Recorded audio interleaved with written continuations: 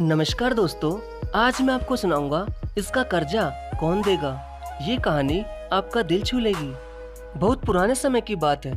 एक गांव में एक भले आदमी गंगाराम का देहांत हो गया था।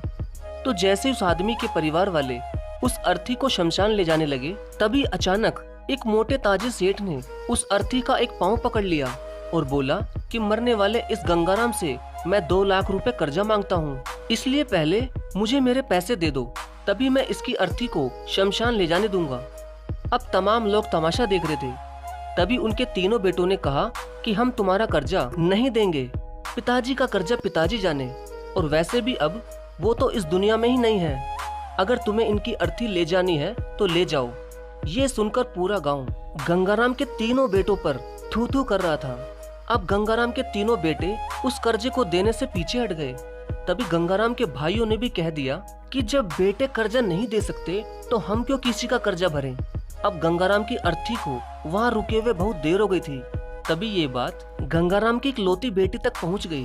तो वो भागी भागी अपने पिताजी की अर्थी तक पहुंची।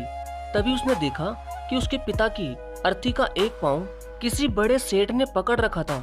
ये देखते ही उसने आंखों में आंसू लिए, अपना सारा जेवर और जितने भी पैसे उसके पास थे वो उसे दे दिए, और फिर उस सेठ के आगे हाथ जोड़ते हुए ये कहा कि सेठ, अगर ये सब जेवर बेचकर भी आपका कर्जा पूरा ना हो पाए तो मैं खुद आपका सारा कर्जा चुकाऊंगी, मगर इस समय मेरे पिताजी की अंतिम यात्रा को मत रोको।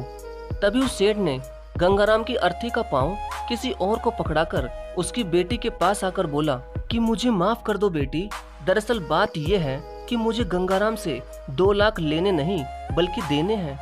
गंगाराम ने 3 साल पहले मेरी कुछ मजबूरी पड़ने पर अपनी एक जमीन बेचकर मुझे ये 2 लाख रुपए दिए थे, और वो तो इतना भला आदमी था कि मुझसे 1 रुपया भी ब्याज नहीं लिया।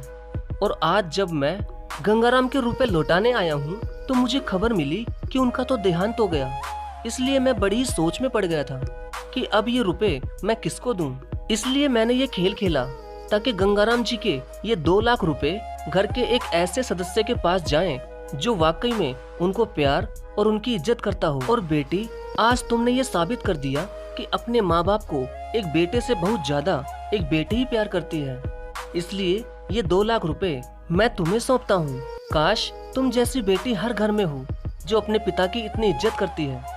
ये सब देखकर गंगाराम के बेटे और भाई का सिर शर्म से नीचे झुक गया।